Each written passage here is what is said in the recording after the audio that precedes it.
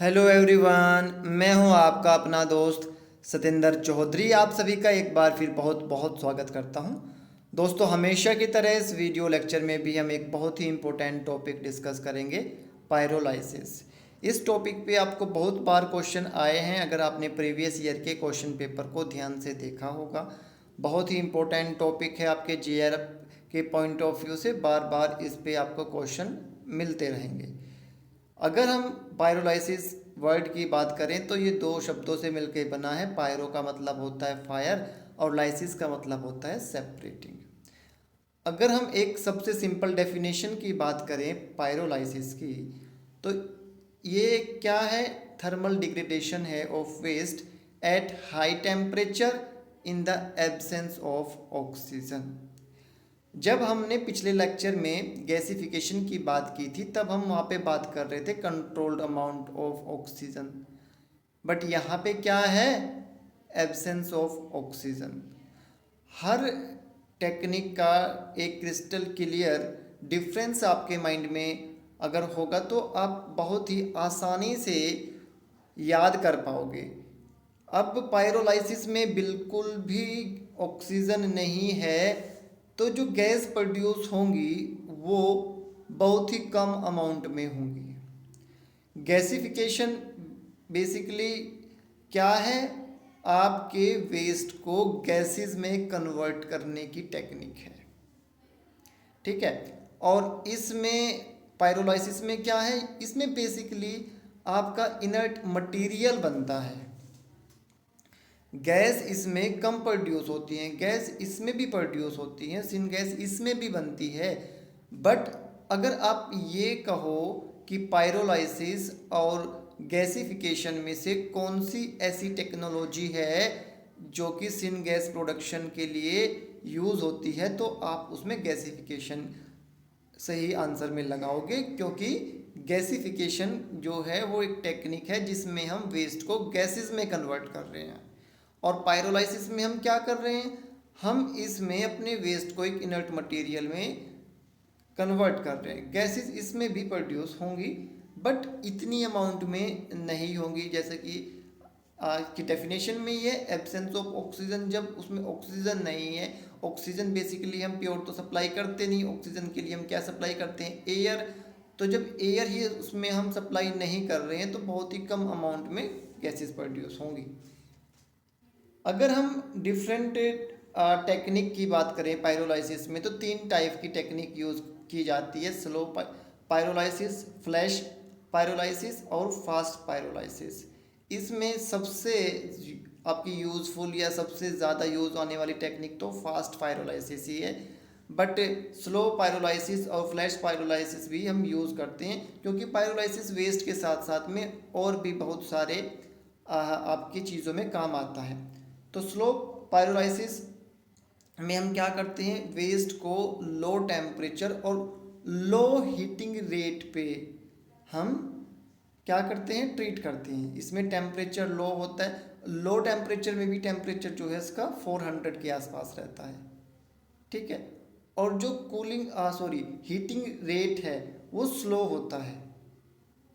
तो धीरे धीरे एक लंबे टाइम तक एक प्रोसेस चलता है और आपका जो मटेरियल है वो एक इनर्ट मटेरियल में कन्वर्ट हो जाता है।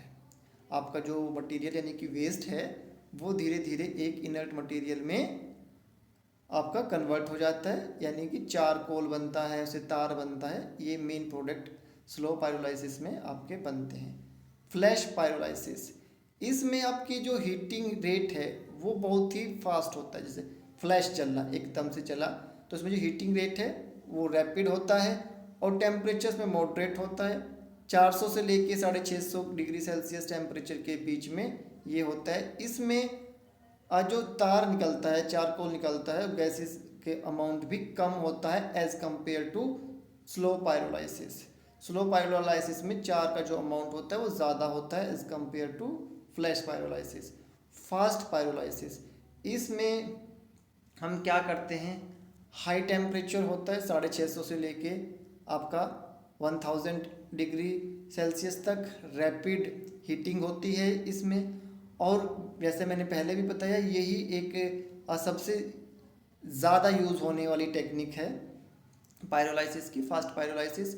इसमें लार्ज अमाउंट में आपका क्या बनता है, चारकोल बनता है, ठीक है। इससे आप, अगर आपका बिल्कुल ऑर्गेनिक मटेरियल है तो उससे बायो ऑयल बनेगा, प्लास्टिक का पायरोलाइसिस हो रहा है तो उससे अलग प्रोडक्ट बनेगा। इट्स डिपेंड कि आप किस चीज़ का पायरोलाइसिस कर रहे हो, उसी के अकॉर्डिंग आपका जो है वो एंड प्रोडक्ट बनेगा। बट मेन मोटिव जो है पायरोलाइसिस का, जो मैंने आपको इनिशियली भी बताया है, कि आपके वेस्ट को इनर्ट मटेरियल में कन्वर्ट करना। हमारी कोशिश रहती है कि आपका जो वेस्ट है उससे कुछ ना कुछ ऐसा यूज़फुल चीज़ बन जाए जो हमारे काम आ सके। तो पायरोलाइसिस के अगर फ़ायदे की आप बात करो तो सबसे पहला फ़ायदा तो इसका ये होता है कि भाई ये वेस्ट मैनेजमेंट करने की एक अच्छी टेक्निक है। दूसरा फ़ायदा ये है कि अगर वेस्ट हमने पहले ही मैनेज कर लिया तो लैंडफिल में नहीं जाएगा। तीसरा फ़ायदा ये है कि अगर लैंडफिल में नहीं जाएगा तो आपका जो वाटर रिसोर्सेज हैं उनमें पोल्यूशन जाने के, उनमें लीचेट जाने के चांसेस भी कम होंगे। इसके अलावा इनसे जो प्रोडक्ट बन रहे हैं वो आपकी एनर्जी प्रोडक्शन में जो है वो यूज़ हो रहे हैं। और अगर आप पायरोलाइसिस प्लांट कहीं पे लग रहे हैं तो डेफिनेटली लोगों के लिए रोजगार के साधन भी बन रहे हैं। तो ये तो बात हुई पायरोलाइसिस की। मैं उम्मीद करता हूँ कि आपको ये चीज़ समझ में आ गई होगी कि व्हाट इज़ द पायरोलाइसिस और ये गैसिफिकेशन से कैसे अलग है।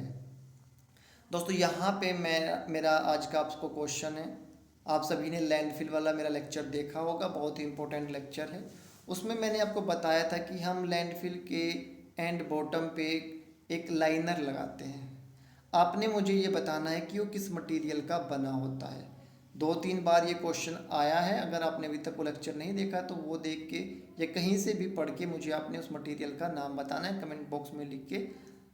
जितने ज़्यादा आप आंसर दोगे उतना ज़्यादा आपका कॉन्फिडेंस बढ़ेगा। आंसर देने से हमेशा कॉन्फिडेंस बढ़ता ही है दोस्तों। तो कोशिश किया करो आंसर देने की, आंसर सर्च करने की। यही क्वेश्चन घूम फिर के आपको आगे मिलने हैं। लगातार सीखते रहिए दोस्तों, लगातार पढ़ते रहिए, अपनी प्रिपरेशन को मत रोकिए। एग्ज़ाम पोस्टपोन्ड कितना हुआ है कुछ पता नहीं, अभी तक कोई डेट नहीं आई है। आप अपनी तैयारी को ऐसे रखो कि कभी भी एग्ज़ाम हो आपको कोई फ़र्क ना पड़े। दोस्तों सीखते रहिए, मुस्कुराते रहिए। मेरी बेस्ट विशेज़ आपके साथ में है। God bless you, thank you.